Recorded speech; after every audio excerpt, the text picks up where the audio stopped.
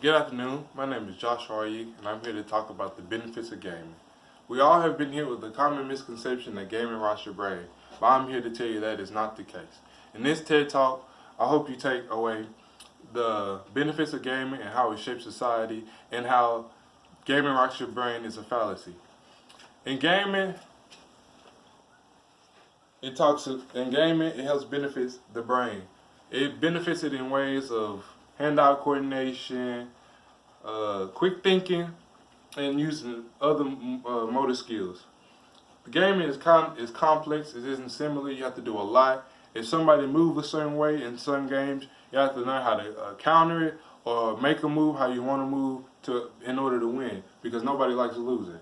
So in games, it also helps. Doctors have helped patients by using games to get certain things off their mind.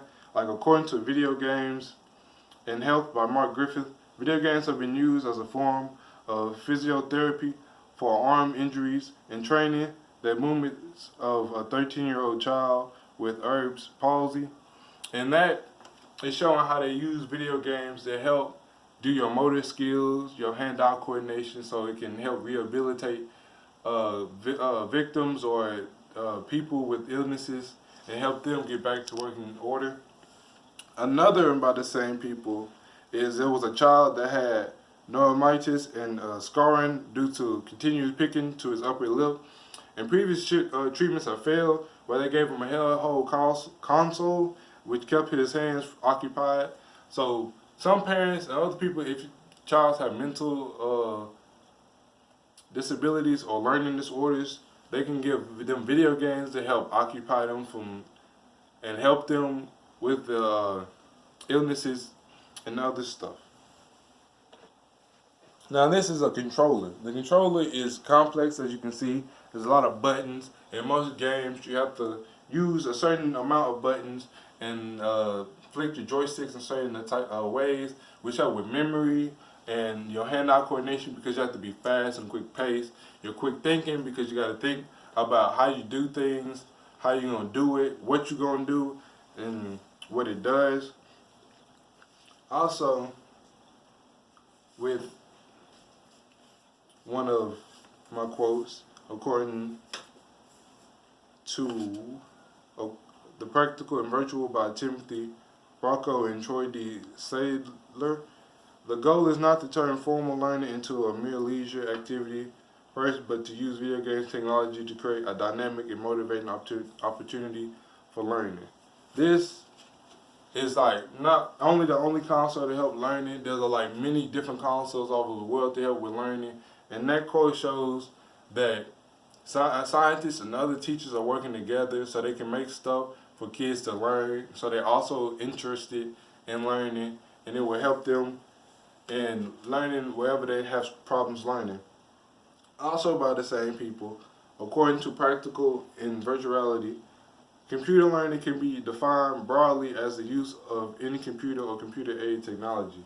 This shows that it's a broad spectrum of what is considered a video game. Like, it doesn't have to look like this controller. It can be like a computer or anything. And mostly today, society is becoming digitalized. So a lot of things can be multi-platform. It can be a computer or it can connect the internet. It's like a lot of bases to it. That leads me to my next point. The community. With the world being digitalized, people are coming together on a broad spectrum. In gaming, you can meet a lot of people with the same interests as you. You will meet friends on the game that you play, and like the bond will last a long time.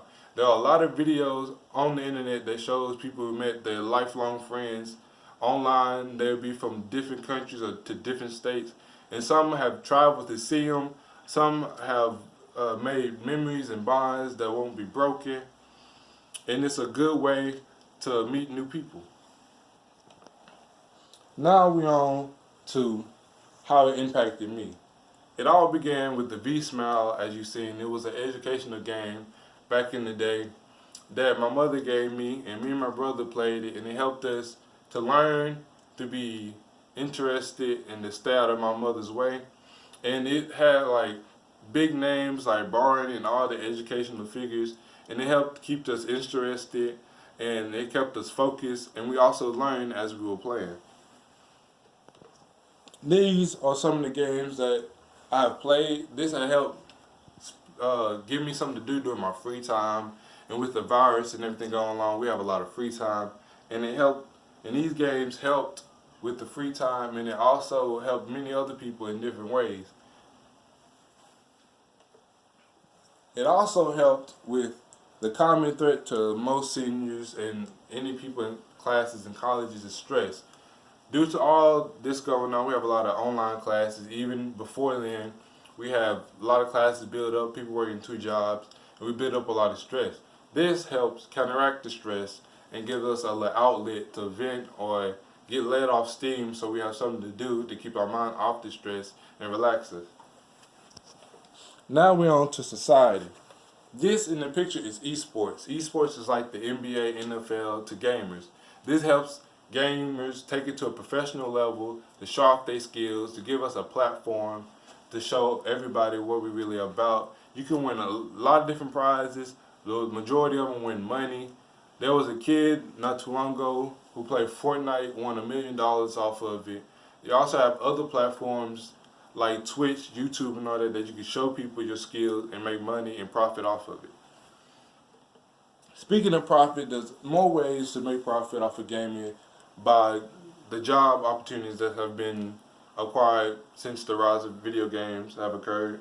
One of them is game designing. Game design have came and people can go to college and learn different ways to make games and things they love.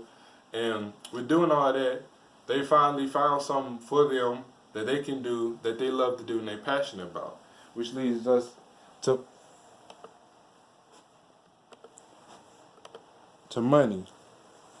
Money, everybody wants money, everybody needs a little money in their pocket, they like the nice clothes, cars, everything.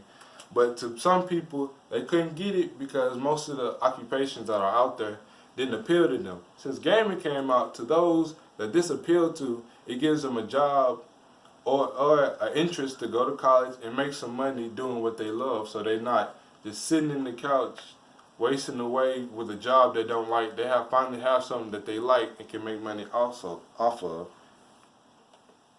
And that is the conclusion to my speech. Hope you learned something today. I hope you give people a little insight to what you learned. I showed you about the gaming and how it impacts society and how the gaming rots your brain is a fallacy. So my name is Joshua R.E. and thank you for listening to my TED Talk.